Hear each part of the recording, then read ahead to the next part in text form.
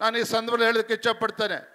ನಾನು ಕೂಡ ರಾಜಕಾರಣದಲ್ಲಿ ಇವತ್ತು ನಮ್ಮ ಶಿಕಾರಿಪುರ ತಾಲೂಕಿನ ಮತದಾರ ಒಂದು ಆಶೀರ್ವಾದದಿಂದ ಮೊದಲ ಬಾರಿ ಶಾಸಕನಾಗಿ ಪರಮ ಪೂಜ್ಯರ ಎಲ್ಲರ ಆಶೀರ್ವಾದದಿಂದ ಇವತ್ತು ಮೊದಲ ಬಾರಿ ಶಾಸಕನಾಗಿ ರಾಜ್ಯದ ಭಾರತೀಯ ಜನತಾ ಪಾರ್ಟಿ ಅಧ್ಯಕ್ಷನಾಗಿ ರಾಜ್ಯಾದ್ಯಂತ ಪ್ರವಾಸ ಮಾಡ್ತಾ ಇದ್ದೇನೆ.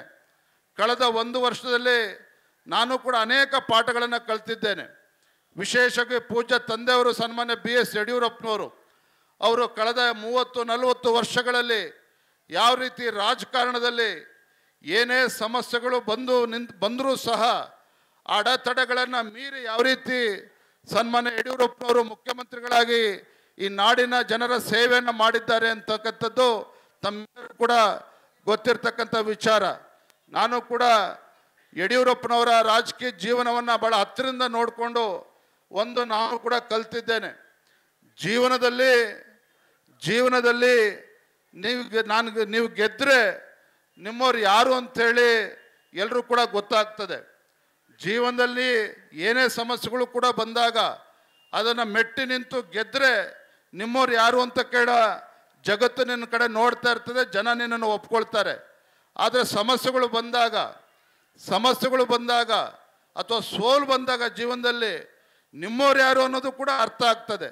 ಆದರೆ ಯಡಿಯೂರಪ್ಪನವರ ರಾಜಕೀಯ ಜೀವನದ 7 ಬೀಳುಗಳಲ್ಲಿ ನಾನು ಕಲ್ತಿರ್ತಕ್ಕಂಥದ್ದು, ಯಡಿಯೂರಪ್ಪನವ್ರ ಮಗ ಆಗಿ ಯಡಿಯೂರಪ್ಪನವ್ರಿಗೆ ಏನೇ ಸವಾಲುಗಳು ಬಂದರೂ ಸಹ ಯಾವತ್ತೂ ಕೂಡ ಬೆನ್ನು ತೋರಿಸಿ ಹೋಗ್ತಕ್ಕಂಥ ಕೆಲಸ ನಿಮ್ಮ ಯಡಿಯೂರಪ್ಪನವ್ರು ಮಾಡಲಿಲ್ಲ.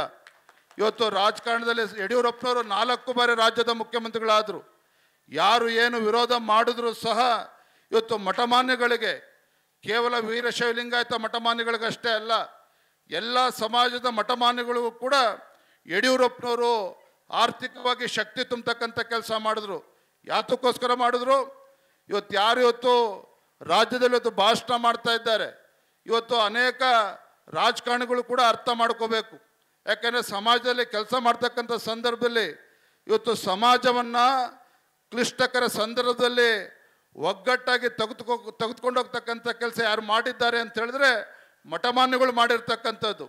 ಶೈಕ್ಷಣಿಕ ಇವತ್ತು ತ್ರಿವಿಧ ದಾಸೋಹದ ಮೂಲಕ ಈ ನಾಡನ್ನು ಕಟ್ತಕ್ಕಂಥ ಕೆಲಸ ಮಠಮಾನ್ಯಗಳು ಮಾಡಿದ್ದಾಗ ಯಡಿಯೂರಪ್ಪನವರು ಕೂಡ ಆ ಭಗವಂತನ ಆಶೀರ್ವಾದದಿಂದ, ಪರಮ ಪೂಜ್ಯರ ಒಂದು ಆಶೀರ್ವಾದದಿಂದ ರಾಜ್ಯದ ಮುಖ್ಯಮಂತ್ರಿಗಳಿದ್ದಾಗ ತಮ್ಮದೇ ಆದ ರೀತಿಯಲ್ಲಿ ಮಠಗಳಿಗೆ ಶಕ್ತಿ ತುಂಬತಕ್ಕಂಥ ಕೆಲಸವನ್ನು ಮಾಡಿದ್ದಾರೆ.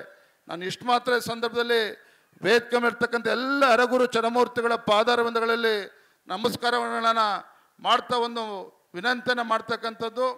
ರಾಜಕೀಯದಲ್ಲಿ ನಾನು ಕೂಡ ಈಗ ಬೆಳೀತಾ ಇದ್ದೇನೆ. ಬೆಳೀತಕ್ಕಂಥವನು ಎಡುವುದು ಸಹಜ. ಆದರೆ ನನ್ನ ಗುರಿ ಸ್ಪಷ್ಟವಾಗಿದೆ. ನನ್ನ ರಾಜಕೀಯ ಗುರು ಯಾರಪ್ಪ ಅಂತೇಳಿ ನಮ್ಮ ತಂದೆಯವರೇ. ಯಾಕೆಂದರೆ ಯಡಿಯೂರಪ್ಪನವರೇ ನನ್ನ ರಾಜಕೀಯ ಗುರುಗಳು. ಇವತ್ತು ಯಾವ ರೀತಿ ತಂದೆಯವರು ರಾಜಕೀಯದಲ್ಲಿ ಇವತ್ತು ನಾಡಿನ ಮಠಮಾನ್ಯಗಳ ಗುರುಗಳ ಒಂದು ಆಶೀರ್ವಾದದಿಂದ ನಾಡಿನ ಸೇವೆಯನ್ನು ಮಾಡಿದ್ದಾರೆ ಅಂತಕ್ಕಂಥದ್ದು ಕೂಡ ಹತ್ತಿರದಿಂದ ನೋಡಿದ್ದೇನೆ. ನಾನು ಪರಮ ಪೂಜ್ಯರಲ್ಲಿ ಪ್ರಾರ್ಥನೆ ಮಾಡ್ತಕ್ಕಂಥದ್ದು, ಏನೇ ಕಷ್ಟಗಳು ಬಂದರೂ ಸಹ ಅದನ್ನು ಧೈರ್ಯವಾಗಿ ಎದುರಿಸ್ತಕ್ಕಂಥ ಒಂದು ಆಶೀರ್ವಾದವನ್ನು ಪರಮ ಪೂಜ್ಯ ನನಗೂ ಕೂಡ ಮಾಡಬೇಕು ಅಂತೇಳಿ ಸಂದರ್ಭದಲ್ಲಿ ಹೇಳ್ತಾ ಭಾಳ ಸಂತೋಷ ಆಗಿದೆ. ನಾನು ಬಂದಾಗ ನಾನು ನೋಡ್ತಾ ಇದ್ದೆ, ವಿಶೇಷವಾಗಿ ನಮ್ಮ ತಾಯಂದರು ನಮ್ಮ ಮನೆಯ ಕಾರ್ಯಕ್ರಮ ಇದ್ದಾಗ ಯಾವ ರೀತಿ ಸಂತೋಷ ಸಂಭ್ರಮದಿಂದ ಬರ್ತಾರೆ, ಅದೇ ಸಂತೋಷ ಸಂಭ್ರಮದಿಂದ ಇವತ್ತು ಕಾರ್ಯಕ್ರಮಕ್ಕೆ ಭಾಗವಹಿಸಿದ್ದಾರೆ. ಅದರ ಅರ್ಥ ಇವತ್ತು ಮಠದ ಬಗ್ಗೆ ಎಷ್ಟು ಗೌರವನ ಇಟ್ಕೊಂಡಿದ್ದಾರೆ ಅಂತಕ್ಕಂಥದ್ದು ಮೇಲ್ನೋಟಕ್ಕೆ ಗೊತ್ತಾಗ್ತದೆ. ಹಾಗಾಗಿ ನಮ್ಮೆಲ್ಲರ ಕರ್ತವ್ಯ ಇದೆ.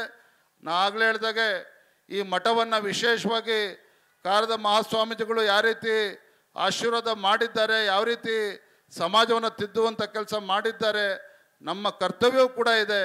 ಈ ಮಠಕ್ಕೆ ಶಕ್ತಿಯನ್ನು ತುಂಬತಕ್ಕಂಥ ಕೆಲಸ ನನ್ನನ್ನು ಸೇರಿ ವೇದಿಕೆ ಮೇಲಿರ್ತಕ್ಕಂಥ ಮುಖಂಡರು ಎಲ್ಲ ಭಕ್ತರು ನಾವೆಲ್ಲರೂ ಸೇರಿ ಮಾಡೋಣ ಅಂತಕ್ಕಂಥ ಮಾತನ್ನು ಹೇಳ್ತಾ, ಈ ಒಂದು ವಿಶೇಷವಾಗಿರ್ತಕ್ಕಂಥ ಸಂದರ್ಭದಲ್ಲಿ ನನ್ನನ್ನು ಕೂಡ ಬರಲೇಬೇಕು ಅಂತೇಳಿ ಪರಮ ಪೂಜ್ಯರು ನನ್ನನ್ನು ಬರಲೇಬೇಕು ಅಂತ ಹೇಳಿದಂಥ ಸಂದರ್ಭದಲ್ಲಿ ನನ್ನ ಕರ್ತವ್ಯ ಇವತ್ತು ನಾನು ಬರಲೇಬೇಕು ಅಂತೇಳಿ ನೆನ್ನೆ ದಿನ ಬರಬೇಕಾಗಿತ್ತು.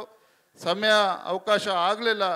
ಆದರೂ ಕೂಡ ಇವತ್ತು ಬಂದು ಆ ಗದ್ದಿಗೆಗೆ ಪೂಜೆಯನ್ನು ಸಲ್ಲಿಸಿ ಪರಮ ಪೂಜ್ಯರ ಎಲ್ಲರ ಒಂದು ಆಶೀರ್ವಾದ ಪಡೆದುಕೊಂಡು ಹೋಗ್ತಾ ಇದ್ದೇನೆ. ನನ್ನ ಸೌಭಾಗ್ಯ ಅಂತೇಳಿ ಸಂದರ್ಭದಲ್ಲಿ ಹೇಳ್ತಾ ವೇದಿಕೆ ಮೇಲಿರ್ತಕ್ಕಂಥ ಎಲ್ಲ ಪರಮ ಪೂಜ್ಯರಿಗೆ ಮತ್ತೊಮ್ಮೆ ವಂದಿಸಿ, ವೇದಿಕೆ ಮೇಲಿರ್ತಕ್ಕಂಥ ಎಲ್ಲ ಸದ್ಭಕ್ತರಿಗೆ ವಂದಿಸಿ ನನ್ನ ಮಾತನ್ನು ಮುಗಿಸ್ತಾ ಇದ್ದೇನೆ. ನಮಸ್ಕಾರ, ವಂದನೆಗಳು.